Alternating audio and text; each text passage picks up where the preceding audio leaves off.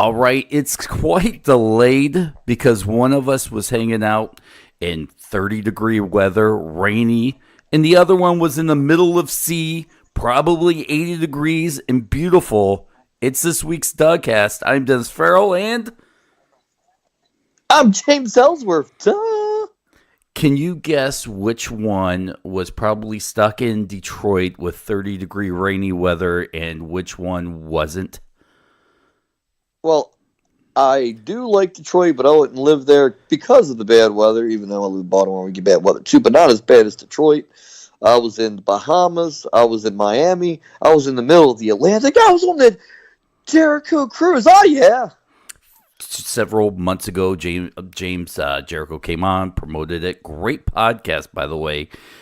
You finally step aboard the boat. We've got a lot to talk about because I want to talk about every little detail from your aspect about the Jericho Cruise.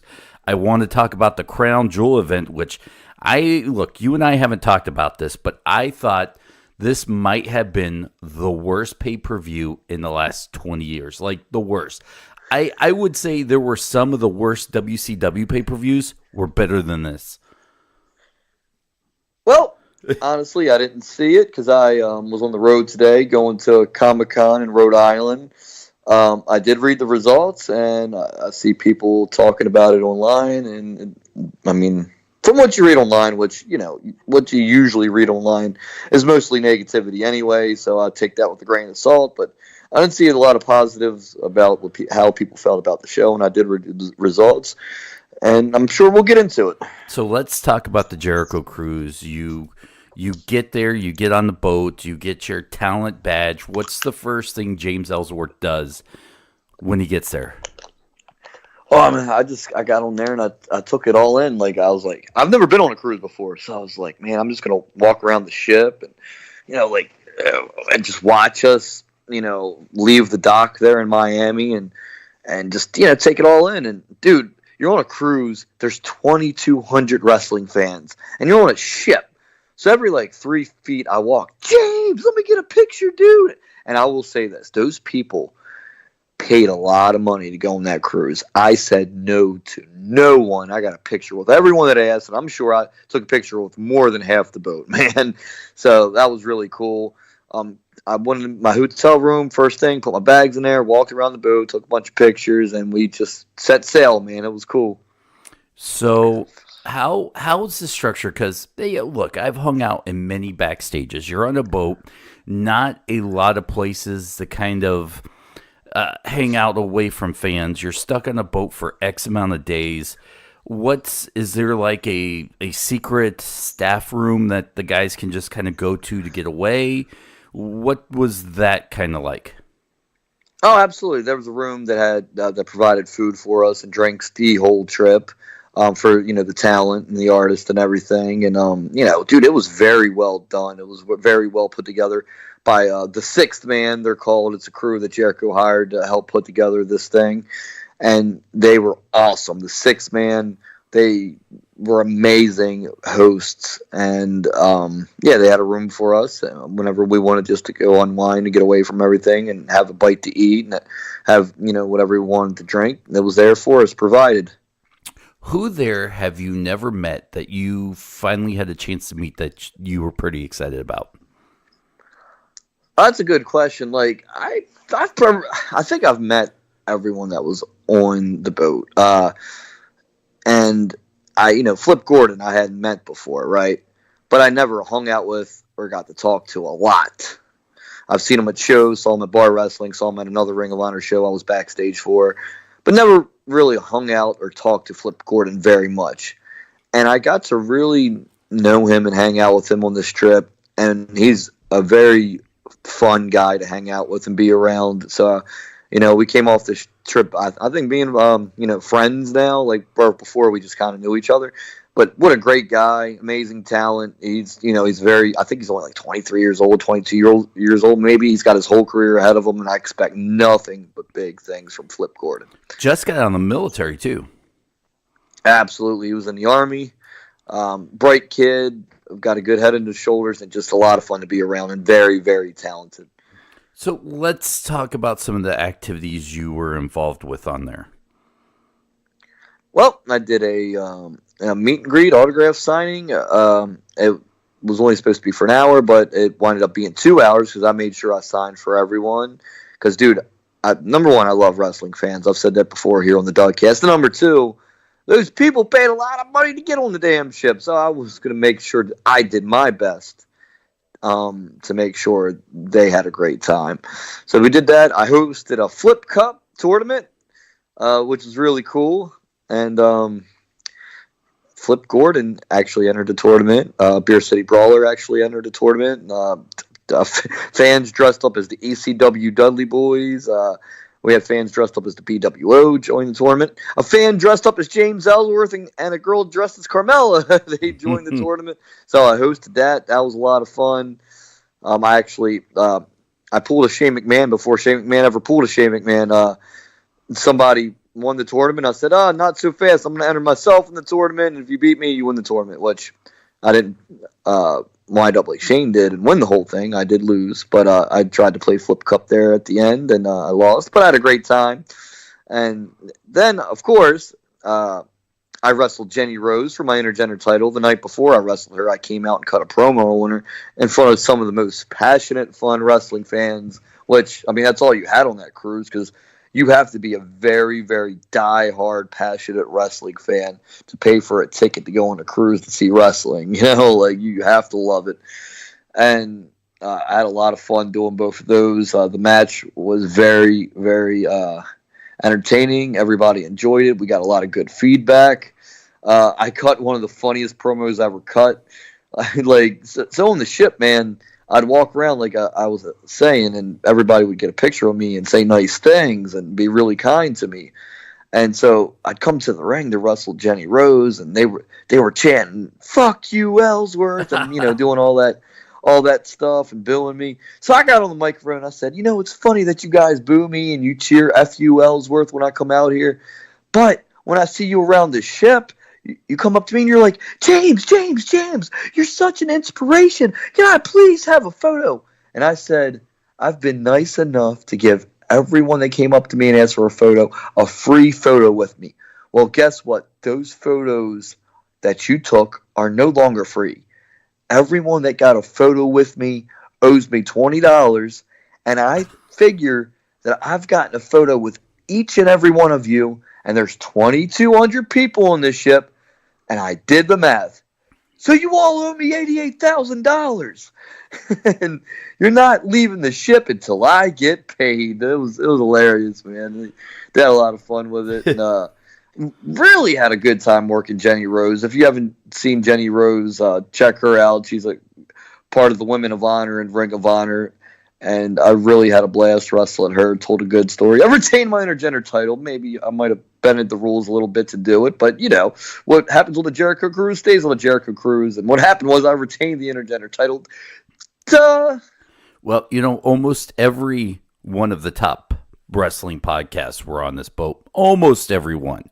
Did you go to any of the podcast recordings? I went to all the Talk is Jericho's because Jericho, he's my friend and he's done a lot for me. He wrote about me in his book.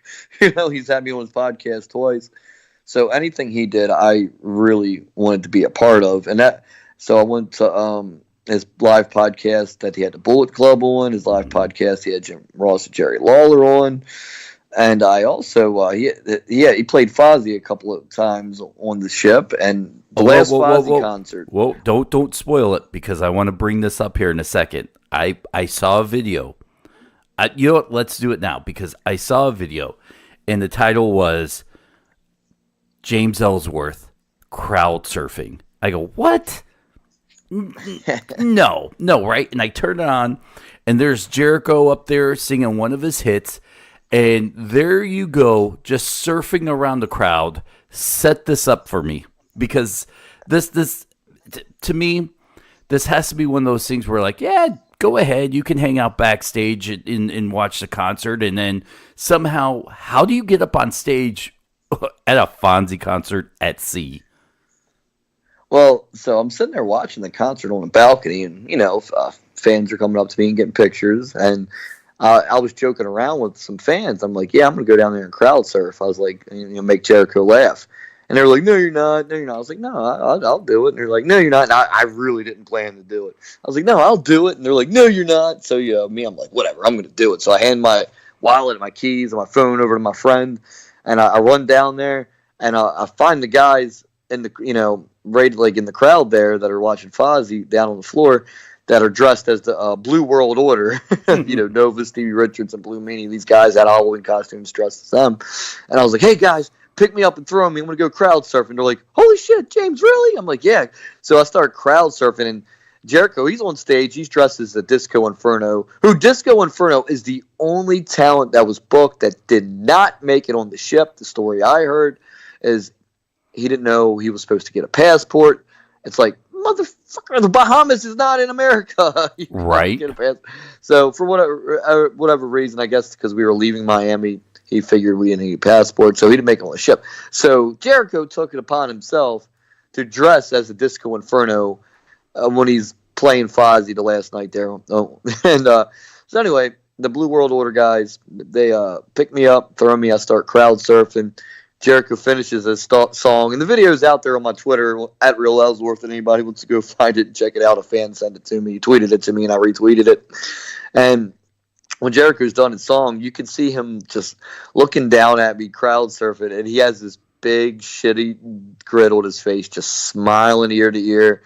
And he gets on the microphone between songs. He goes, only on the Jericho Cruise will you see fucking James Ellsworth crowd surfing at a Fozzy concert.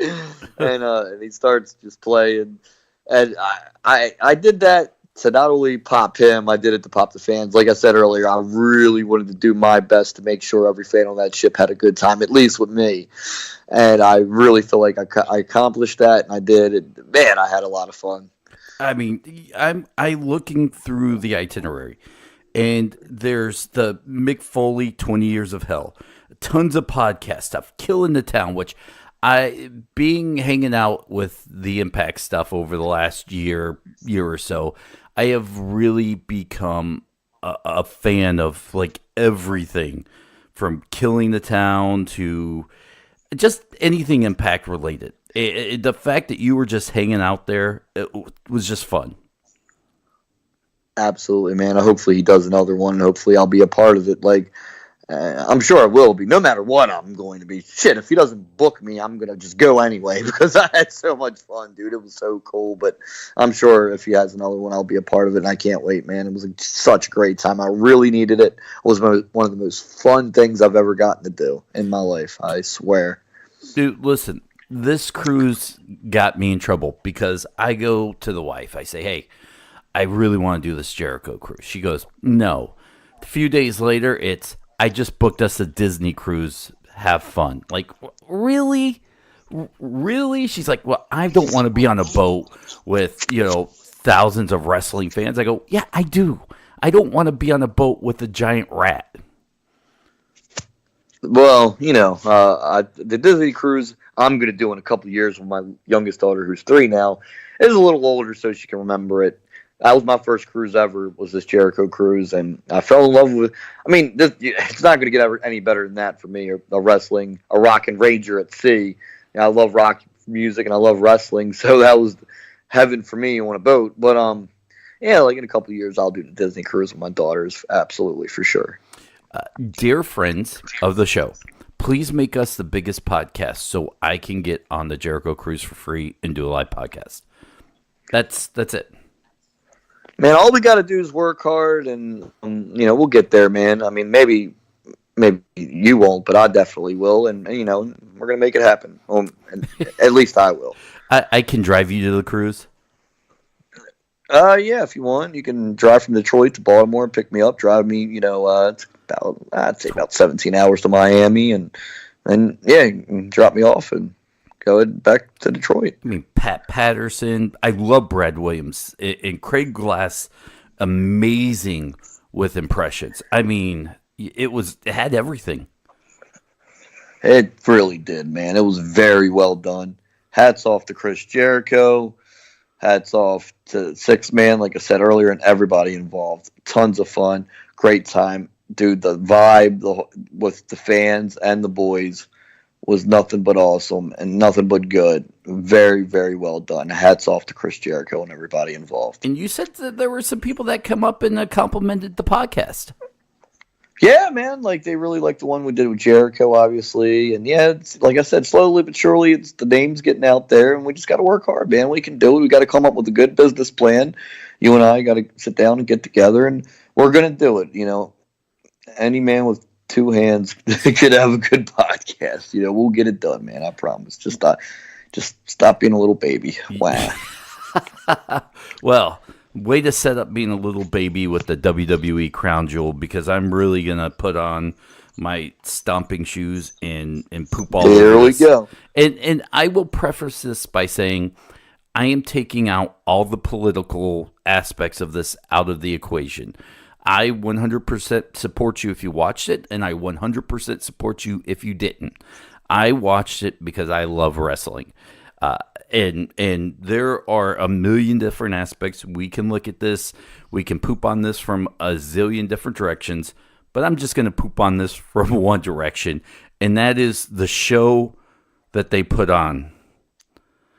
You did not watch it, but there were so many question marks to me. Like, I get that, you know, the princes and the king wants to see Hulk Hogan. But when you put on the Crown Jewel in the middle of, you know, Saudi Arabia, the one thing that doesn't make sense to me from a wrestling aspect is to have the real American come out and host the show. He should have come out in a different aspect than the host's role. But what do I know, right? Yeah, you don't know much. But, you know, they're paying a lot of money. A lot of money.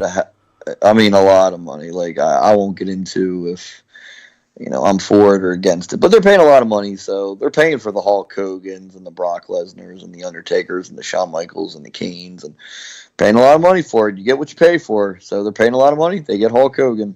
You know, hats off to them. Good for them. You know, Shinsuke versus Rusev.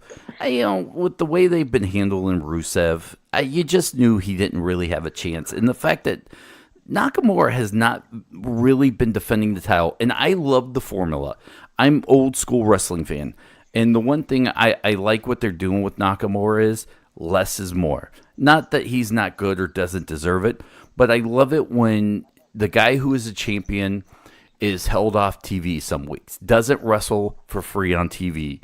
He defends his championships on the pay-per-view. I like that. And whether they're doing it on purpose or inadvertently, whatever they're doing with Nakamura right now, I really like it because that less is more is really working with him. Yeah, I like Nakamura in the U.S. title championship role, and I hope they find a good rivalry for him, somebody for him to defend the title against, have some good matches with going forward. That's what I hope's next for him.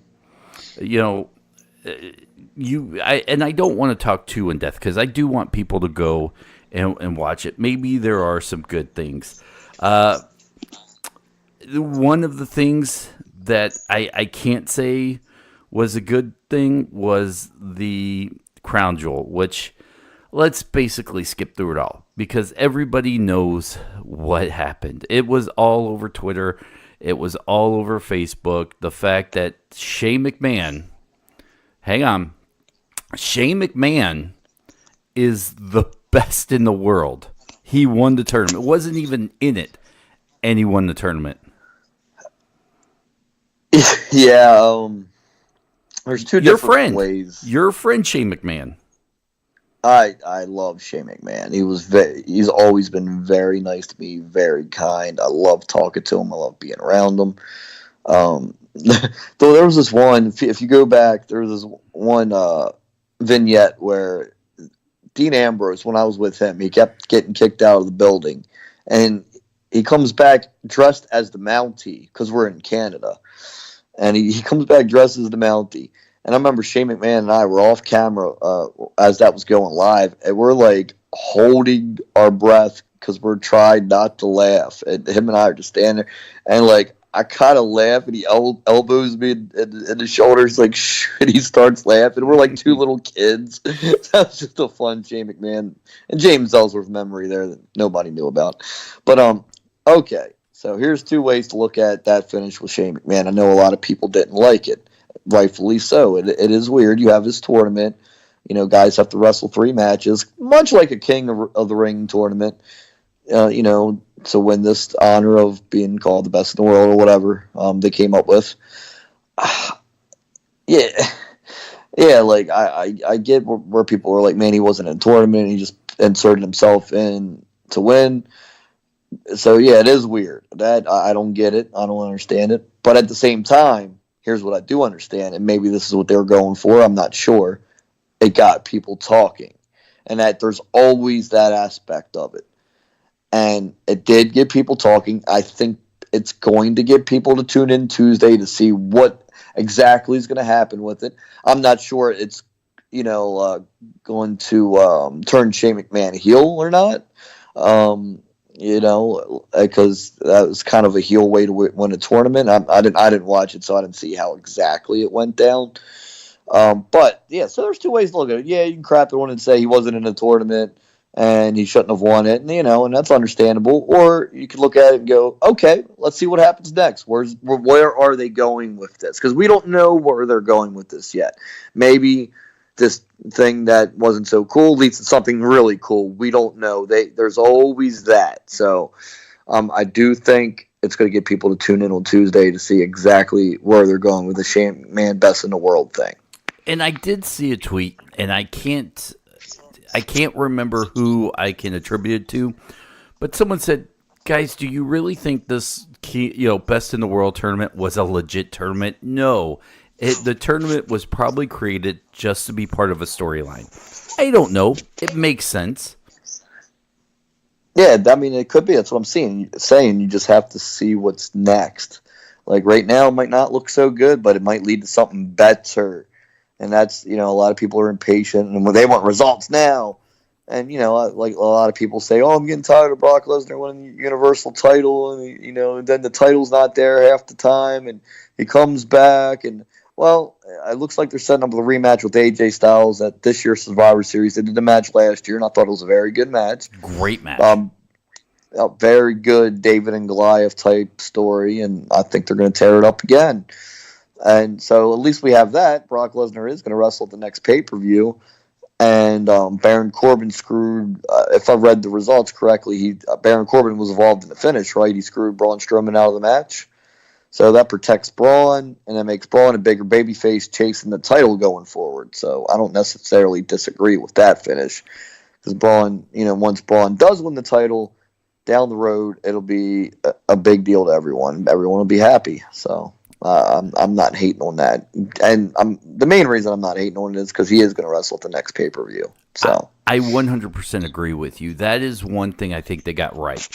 As much as people hate that Brock Lesnar is the champion right now, I have to counteract it with, other than Braun Strowman, which keeping the belt off of him gives him momentum. You build a storyline. You build anticipation for when he wins it. Because now, if Braun Strowman were to have won the championship, there's really legitimately no one right now built up enough in my mind to contend for that championship in a realistic manner.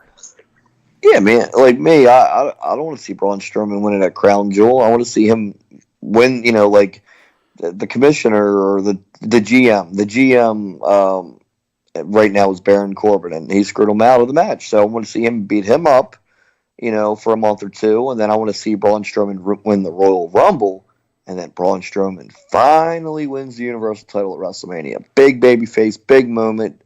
That's what I want to see. And I want to see James Ellsworth come out and challenge him the next night on Raw after WrestleMania. It'd be amazing. Rematch of the century. Duh.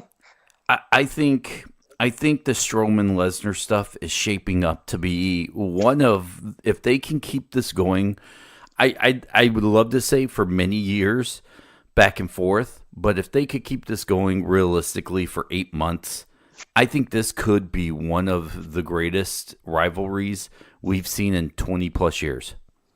Oh, absolutely. It's two just monsters going at it. And yeah, man, babyface has to chase the title. I'm always for that. And like I said, I didn't want to see him win it at Crown Jewel. I want to see him win the Royal Rumble and go to WrestleMania and win. Just my humbled opinion, as I say here all the time on the DuhCast. You know, back to the Shane McMahon winning this in a pair of jeans and a sleeveless shirt. You really hated it.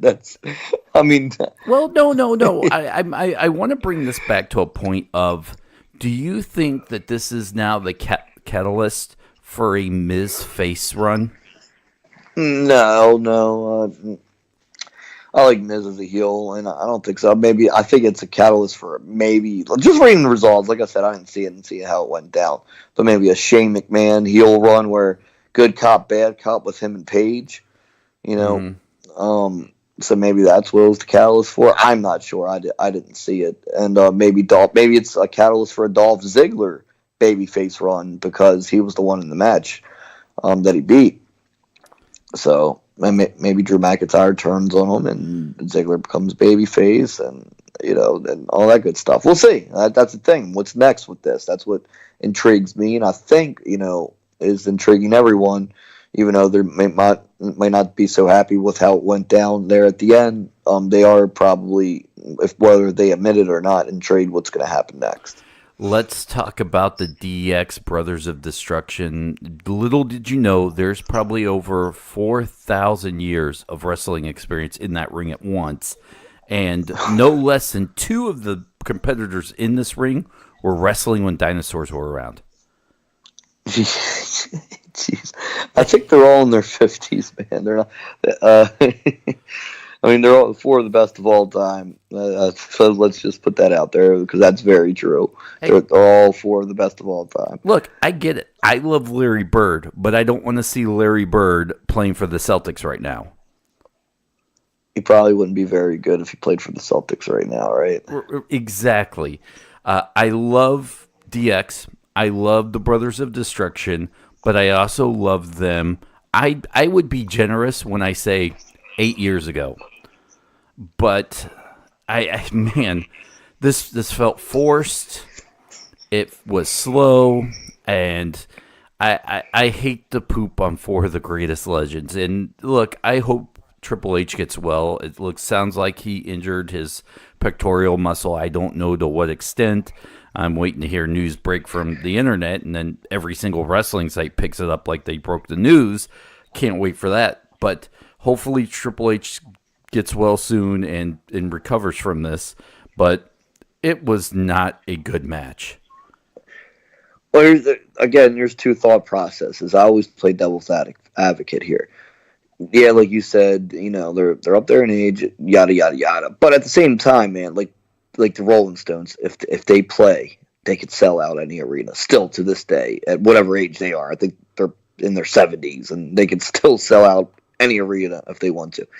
Same thing with these guys, man. They're mega stars in the wrestling business, and if you put them out there to wrestle, people are going to watch because they are the icons of the business.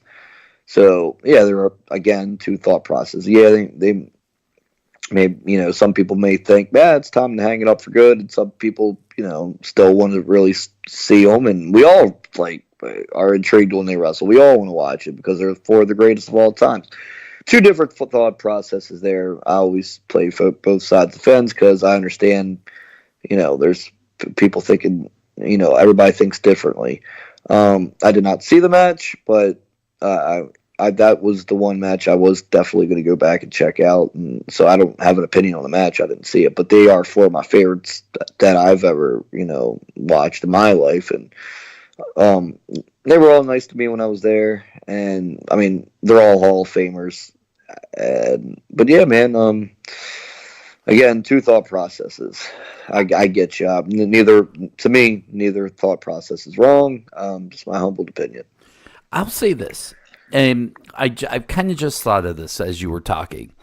Give me one legend, and it's hard to nail down one legend, and we may, I think, have the same one. But one legend you would love to see back in the WWE on camera, maybe not in a wrestling aspect of whether it's a GM or a commissioner or a host or just someone hanging around backstage, to me, my guy would be Stone Cold. I think keeping him out of the ring, but letting him be a Stone Cold kind of guy, the rattlesnake in a authority role would be phenomenal. Oh yeah, they had him in that role before. I think in 2003, he was the commissioner, or the co-owner, or the CEO, or whatever. Whatever it was. Like Right. that era. Like then I think him and Eric Bischoff like ran it together for a little bit Raw. So yeah, he was fun in that role. He's done it before. No, he could definitely come back and do it again, and people would be entertained. I always like to see The Rock come back. Obviously he's a mega star and number one selling actor in Hollywood, and that's not going to happen. But The Rock's always fun. I guess if they're going to use Hogan, like him as an authority figure would be good. Taking out everything in Hogan's past. Once again, I don't want to talk about. We've talked about it in the past. I will leave that aspect out of this. But unfortunately, I feel like the business has passed him by. Me as a fan, me as a guy that grew up and watched Hogan in the 80s, in the 90s, in the 2000s, and now I don't even, and it's hard because his promo skills are not even compared to where they were. I feel like everything about Hulk Hogan has just been passed by, and the time away. You're over it. You're over it. That's all. Maybe, but the time away has been great and refreshing for me as a fan, where we're not always forced with the Hulk Hogan. But I can't get behind Hulk Hogan. Maybe if they trotted Hulk Hogan out in Pittsburgh or Miami, it might have been different for me. But being at the Crown Jewel, I felt like the timing was bad. I get, look, those things are not. It's weird because if you read the reports from when they first went to, overseas last season, how the Saudis gave them a list of wrestlers they wanted, and half of them were dead. So they, WWE trotted out guys that were kind of close to him. It's one of those things where, these guys are like, we'll throw in an extra $5 million if you get Hulk Hogan to show up because everybody loves Hulk Hogan. And then now, as a WWE, you're not going to pass up $5 million. You're a publicly traded company. You're a profit company.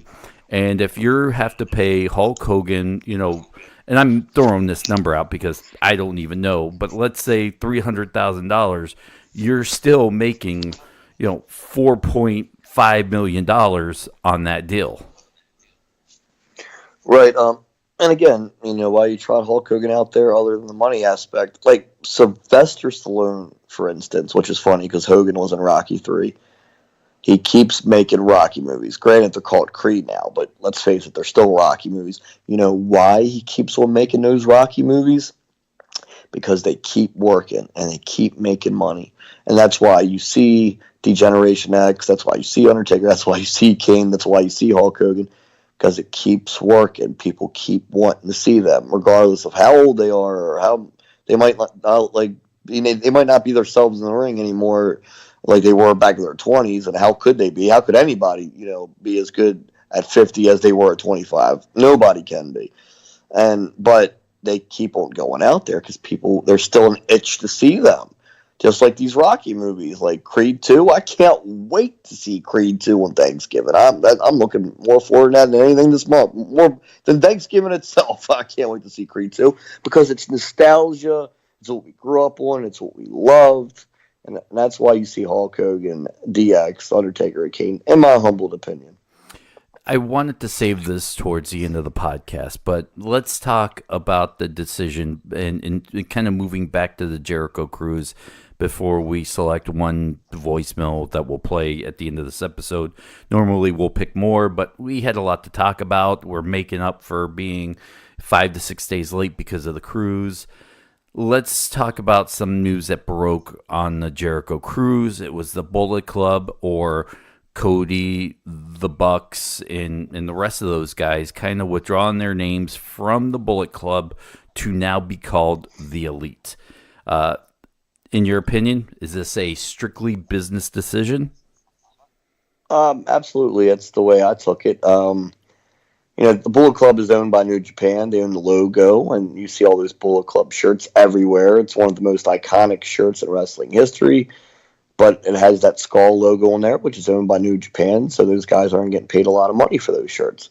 Now, by calling themselves the Elite, which is the Young Bucks, Cody, Kenny Omega, Hangman Page, and the villain Marty Scurll, that's the Elite.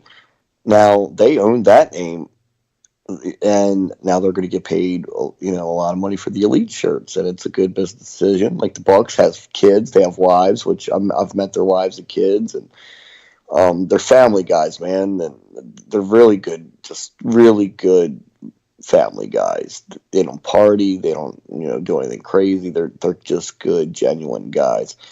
And so they got to make money for their families, and it was a smart business decision, and that's the way I took it, and it was very, very, very, very smart. And look, neither you or I are authority or have any inside knowledge, but I'll ask you this as an interviewer, that because you were there. Do you feel like this decision has anything to do with the rumors of them jumping to the WWE? Well, I don't know if you know this or not, but Cody announced on the Jericho Cruise and gave the fans his word that he is not going back to the WWE. Good. Good. And I'll say this as a fan. And saying this as a fan is different as a podcaster businessman, because I understand the wrestling business, and I will never hate on a wrestler trying to make a check, because I understand. And as you said on one podcast many podcasts ago, you never know when your bump card is going to get punched, and that's the last time.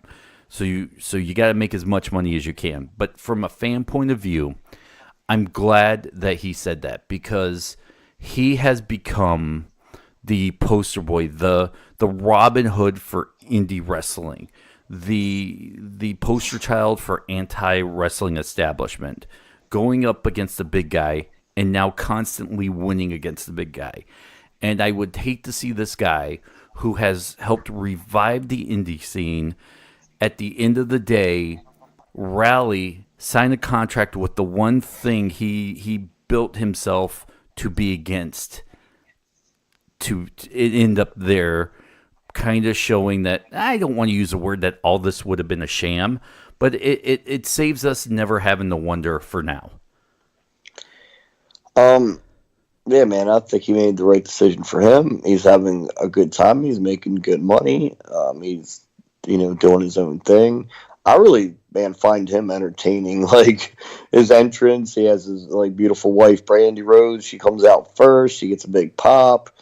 Then Bernard the Business Bear comes out. He gets a big pop. Then Cody comes out. And it's just some awesome entrance music. Gets a big pop and gets in the ring. And he does this thing, man. It's very cool. And, yeah, man, I think he was going to make the best decision he felt was for him. And good for him, man. I'm glad he's doing well. He's an outstanding talent and a great guy as well. The name change from Bullet Club to the Elite, how do you think that will affect the fans' view? I mean, essentially the same group of guys. The Bullet Club is probably the most over thing in wrestling in the last X amount of years. Are diehard Bullet fans going to go from being, look, I don't know, and nobody, I guess, at this point knows if there's going to be a new version of the Bullet Club, if it's just going to kind of die off now. I don't know the plans. But let's say they pick, 5 other wrestlers to take over this new Bullet Club mantle. Is it going to still be as over today as it was before this announcement? Well, that remains to be seen, but there's guys in Japan that are still called the Bullet Club. There's members of, that like in New Japan, Japanese guys that are still called Bullet Club. So there is that, and and everything just remains to be seen. We'll see what happens. It's Young Bucks and Cody and Hangman Page and Kenny Omega and Marty Scurll. They're all really close friends, and they're the Elite. and that was the name they came up with. And they were like basically they were the elite of the Bullet Club was the gimmick. But so now they're just calling themselves the Elite and going forward. And they said nothing but good things about the Bullet Club and New Japan, and that's another thing about those guys, man. They're so respectful. So going forward, they're the Elite, and I expect nothing but big things from those guys. And the Bullet Club going forward, I'm not sure because I don't watch a lot of Japanese wrestling. All right, let's play one of the voicemails, and we'll save everything for next week. Our guess, in a couple days now, we're due, Tuesday, we'll be back to our regular scheduled podcasting schedule. We threw this one out there for now, so you guys would not end up going a week without. That was not our intention. So we want to save a lot of stuff for next week. So let's see what this fan has to say here. 619 sounds familiar. Hey, yo, Ellsworth, did a Super Smash smell good? Like cherries and Dr. Pepper? I didn't understand that. Did you? I didn't understand a word he said, but he's from the 619 at San Diego, California. Thanks for calling, but make sure we can understand what you're saying. Duh. Yeah, I mean, I'll try to play it again, but I couldn't hear. Hey, yo, Ellsworth, did a Super Smash smell good? Like cherries and Dr. Pepper? Just wondering. Something about Dr. Pepper. I don't know. I love Dr. Pepper, if that's what he's wondering. Hey, yo, I did hear that part. And if he asked if I like Dr. Pepper, yes, I do. So but, I'm just trying to make your calls clear when you come through. What's that number again? It's 231-930-2053. We'll be blasting it like crazy over our social media. And listen, when you call the number, I will not pick up. You have to leave a voicemail. I will listen to your voicemail, and we will get it here on the DuhCast. But if you're calling, which I think a lot of you are, thinking I'm going to pick up, I'm not. It's an automatic service. It does not come to my personal phone. But I do want to hear your questions. I do want to get to your questions and answer them here on the DuhCast. Duh, people, duh. Leave a voicemail after the beep. Yes, exactly. You could not say it better. Each week we get tons of phone calls. Like, we blasted out that we would be doing a late night podcast. In like 10 minutes, we had 40 phone calls in one voicemail, which means a lot of you people picked up and thought you heard them say something that they didn't say. Listen, you get the voicemail, listen to it, and you leave your voicemail. A question, a comment, be part of the show, but, see it through. I know maybe this might be some of you guys may quit early in life, but see this one thing through for us, James. That's, I don't want to say a good way of putting it, but I went full hill. I love the fans and I want to hear from them. So please leave a voicemail. That's all I ask. Yeah, you're not going to see this from many other podcasts hosted by a professional wrestler. Jim Ross doesn't do it. And I'm not pooping on these podcasts, but Jim Ross doesn't do it. I don't hear Stone Cold do this. Talk is Jericho. These shows are set up as interview-based shows. We are more subject and timely subject matter-based shows, which lends us a different form to be able to take your phone calls. James came to me and said, hey, I love doing this podcast, but let's figure out a way to get more fan interaction. I went out, I put this together. Here we go, James. Absolutely. Hopefully you guys do leave the voicemails and I hear from you and I answer your questions going forward. Love you guys. Thanks for the support. Any man with two hands can leave a voicemail. Duh. All right, James, what do you have coming up this week? Man, you know what? Let's not even promote this podcast. It's Saturday. By the time this gets released now, everything you'll probably promote will be past. It'll be, null and void, and we'll let you promote on the next podcast. Well, I'll just do this. So this weekend I'm at the Rhode Island Comic-Con. If you're putting this up tonight, I'm going to be there Saturday. That's November 3rd already. Damn. From 3 to 9 in Providence, Rhode Island at the Rhode Island Comic-Con. And then Sunday, actually tomorrow. Sorry, I'll be there 10 to 10 to 7, and then Sunday 10 to 5. Rhode Island Comic Con, Providence, Rhode Island, November 3rd and 4th. Next week, btwtickets.com. I'll be in Lynn, Massachusetts for Big Time Wrestling on November 9th. November 10th, I'll be at the big event, LaGuardia Plaza Hotel from 9 a.m. to 3 p.m. And then I'll be in Long Island, New York for Big Time Wrestling, btwtickets.com. That's November 9th and 10th. Duh. 11 championships since 2001 is in Boston. The second you enter that state, you will become the greatest champion in Boston. That's right, the intergender champion of the world. There you go, guys. This week's DuhCast. Remember, at DuhCast on Twitter, at Real Ellsworth on Twitter, at Dennis77 Farrell on Twitter, Wrestling Perspective Podcast on Facebook. Go like it and follow and be plugged into what we're doing next. We are the most fan interactive wrestling podcast out there. James, go get some sleep, my friend. I'm going right now. Good night, guys.